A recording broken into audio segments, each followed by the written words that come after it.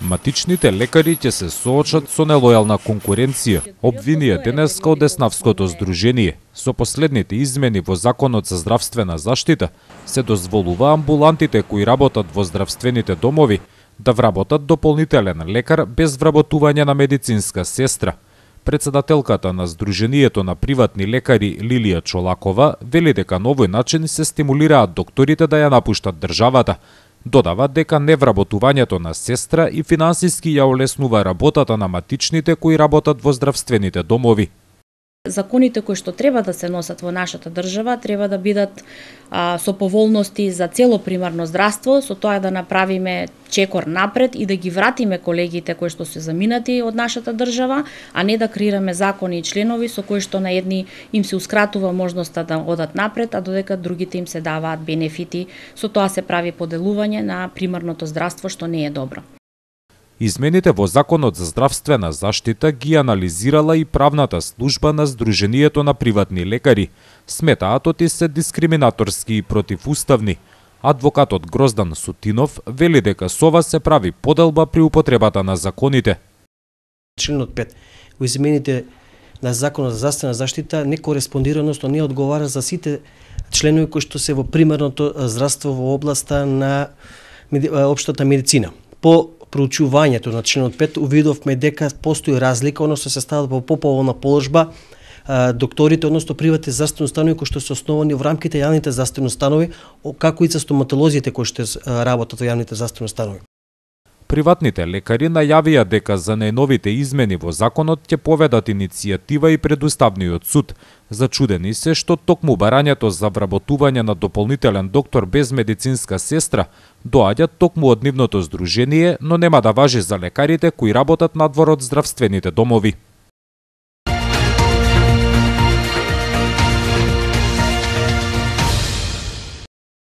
Со повеќе активности и манифестации извидничкиот одред Димитар Влахов ќе го одбележи јубилеот 65 години постоење. Сепак фокусот ќе биде ставен на 30-тите средби на извидници. Според надлежните се очекува тие да бидат едни од најдобрите досега.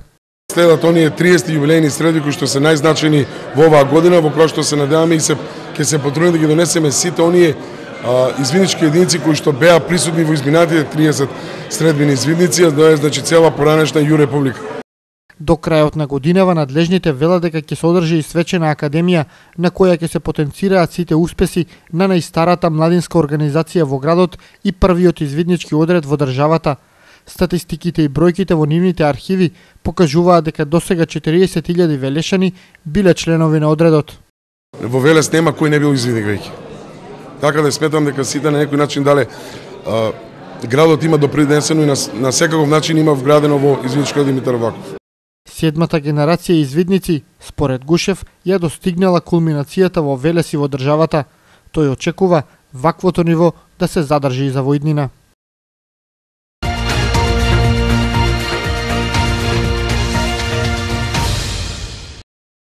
Високите цени на огревното дрво ја зголемија бесправната сеча. Од шумската полиција велат дека во зимскиот период драстично расте бројот на случаи во кои се пустоши шумскиот фонд. Последниот случај беше регистриран пред 10 дена.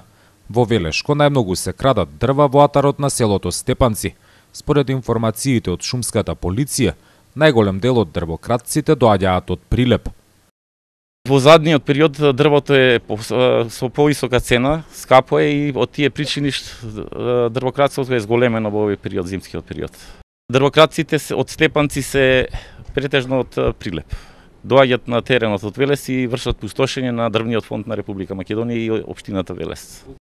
Во акциите за откривање на бесправната сеча на шумите, освен шумската полиција, се вклучени Министерството за внатрешни работи и шумското стопанство Бабуна. Од МВР велат дека минатата година нивните акции резултирале со пронајдени 30 на дрвокрадци. Во реализираните кривични дела одземени се вкупно 138 метри кубни огревно дрво, потоа 4 товарни возила, 29 патнички автомобили, 12 моторни пили и други предмети кои што биле користени како средства за извршување на кривичните дела, како рачни пили, трактор, приколки, секири, запрежни возила и друго.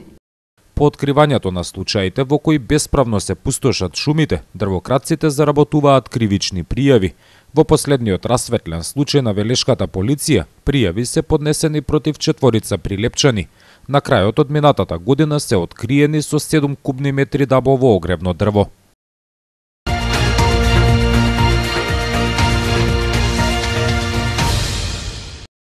По пети пат викендов се одржа традиционалниот планинарски марш Февруарски поход во организација на спортското планинарско друштво Зелен рај.